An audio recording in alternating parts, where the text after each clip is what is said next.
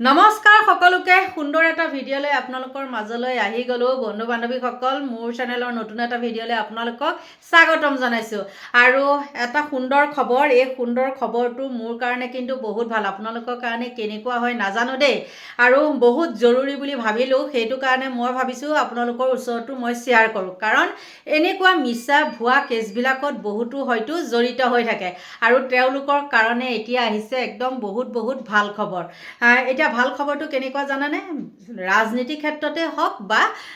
মানে ব্যক্তিগত ক্ষেত্ৰতে হওক কোনেও আপোনাক মিছা অভিযোগত ফচাব নোৱাৰে বা মিছা সাক্ষী আনি পেলাই আপোনালোকক ফচাব নোৱাৰে এতিয়া আইনখন আনিলে এনেকুৱা ধৰণৰ আখেজ পূৰণ কৰিবলৈ বহু লোকে আখেজ পূৰণ কৰিবলৈ কিছুমান ভুৱা কেছ জাপি দিয়ে নহয় জানো কিন্তু সেই কেছ এতিয়া আৰু নহ'ব এতিয়া কথাটো এনেকুৱা ধৰক আখেজ পূৰণ কৰিবলৈ বহুতে মিছা গোচৰ বা ফেক এফআইআৰ আশ্ৰয় লয় কিন্তু মনত ৰাখিব নতুন আইন BNSS আৰু BNS ভাৰতীয় ন্যায় সংহিতাত মিছা গোচৰ দিওঁতাৰ বাবে এতিয়া জেলৰ দুৱাৰ সদায় মানে খোলা থাকিব গতিকে এইটো এটা বহুত ভাল খবৰ হয়নে নহয় মিছাকৈ এতিয়া গৈ পেলাই কেছ এটা দিলেগেও নহ'ব যদিহে কোনো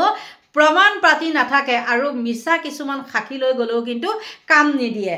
যদি কোনোবাই জানি বুজি কাৰোবাৰ ক্ষতি কৰিবলৈ আৰক্ষীক মিছা তথ্য দিয়ে বা মিছা এফআইআৰ দিয়ে তেন্তে BNS 217 নং ধাৰা অনুসৰি তেওঁৰ বিৰুদ্ধে গোচৰ তৰিব পাৰি ইয়াত কাৰাদণ্ড আৰু জৰিমনা দুয়োটাৰে ব্যৱস্থা আছে এটা ভাল খবৰ হয়নে নহয় তাৰপিছত আছে আৰক্ষীৰ অনুসন্ধান আৰু সুৰক্ষা BNSS ধাৰা আৰু 173 মিছা গোচৰৰ পৰা সুৰক্ষা দিবলৈ BNSSত এটা ডাঙৰ ঢাল ৰখা হৈছে 3 পৰা 7 বছৰৰ শাস্তি থকা গোচৰত এতিয়া আৰক্ষীয়ে লগে লগে গ্ৰেপ্তাৰ কৰিব নোৱাৰে তেওঁলোকে 14 দিনৰ ভিতৰত এটা প্ৰাথমিক অনুসন্ধান কি পাৰ্লিয়ামেণ্টাৰী ইনকুৱাৰী কৰিব লাগিব যাতে গম পোৱা যায় গোচৰটো সঁচাকৈয়ে সঁচা নে কাৰোবাৰ চক্ৰান্ত আদালতত মিছা সাক্ষী দিয়া BNS ধাৰা 229 দেই যদি কোনোবাই আদালতত মিছা শপত খাই আপোনাৰ বিৰুদ্ধে মিছা সাক্ষ্য দিয়ে মানে সাক্ষী দেই দিয়ে তেন্তে তেওঁৰ বাবে 7 বছৰ পৰ্যন্ত জেলৰ ব্যৱস্থা আছে উচ্চ ন্যায়ালয়ৰ দ্বাৰা গোচৰ খাৰিজৰ আৰু কিবা কিবি হেৰিকে লিখিছে যদি আপুনি নিশ্চিত যে আপোনাৰ বিৰুদ্ধে দিয়া এফআইআৰখন সম্পূৰ্ণ মিছা আৰু ইয়াৰ কোনো ভিত্তি নাই তেন্তে হ'লে আপুনি উচ্চ ন্যায়ালয়ত বা হাই কোৰ্টত মানে তেন্তে আপুনি কি কৰিব পাৰিব উচ্চ ন্যায়ালয় বা হাই কোৰ্টত এই এফআইআৰখনৰ বাতিল কৰিবৰ কাৰণে মানে এপ্লাই কৰিব পাৰিব সেইখন যদি জাল গোঠা লোকলৈ 3টা প্ৰত্যাহ্বান সেইবিলাক 2 নম্বৰী কাম কৰা মানুহলৈ আৰু দেই আপোনালোকে ভাবিছে নেকি যে মিছা এফআইআৰ এখন দি কাৰোবাৰ কণ্ঠৰুদ্ধ কৰিব পাৰিব মনত ৰাখিব যিদিনাই তদন্তৰ গোচৰটো মিছা বুলি ধৰা পৰিব সেইদিনাই আপোনালোকৰ বিৰুদ্ধে হোৱা কেছ কাউণ্টাৰ কেছ আপোনালোকৰ ৰাজনৈতিক কেৰিয়াৰ শেষ কৰিব অকল মানে ৰাজনীতি ক্ষেত্ৰতে নহয় ব্যক্তিগত কেছবিলাকো দেই আৰু BNSSৰ ধাৰা 218 কথাটো জানেনে য'ত ন্যায়ালয়ক বিপথে পৰিচালিত কৰাৰ বাবে কঠোৰ শাস্তি বিধান আছে গুগলত চাৰ্চ কৰি অলপ পঢ়ি ল'ব আইনী চক্ৰান্তত ফচোৱাটো ইমান সহজ নহয় আমাৰ দৰে মানুহৰ বাবে আইন হ'ল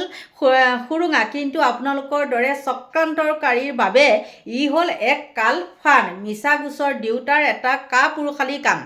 যদি কাৰোবাৰ সাহস আছে তেন্তে সত্য আৰু যুক্তিৰে যুঁজ দিয়ক আইন হাতত তুলি লৈ বা আইনৰ অপব্যৱহাৰ কৰি বেছিদিন টিকি থাকিব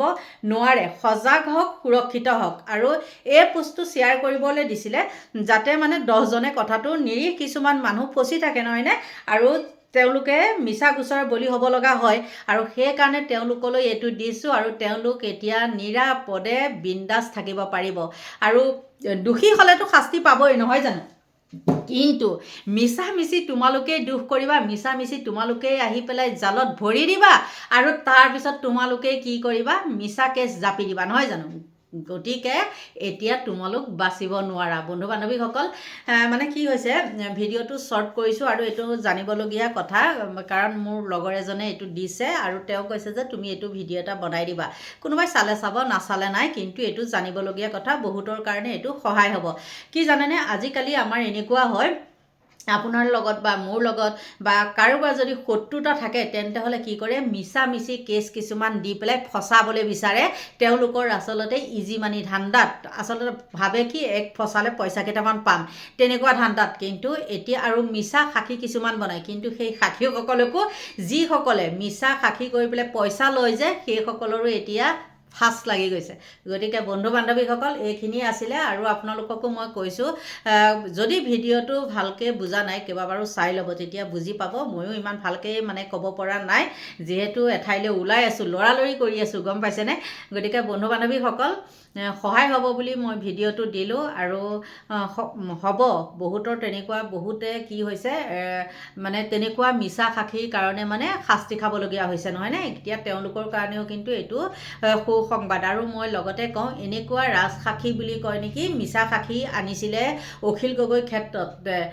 তাৰপিছত কি হ'ল জানেনে, অখিল গগৈ যেতিয়া যে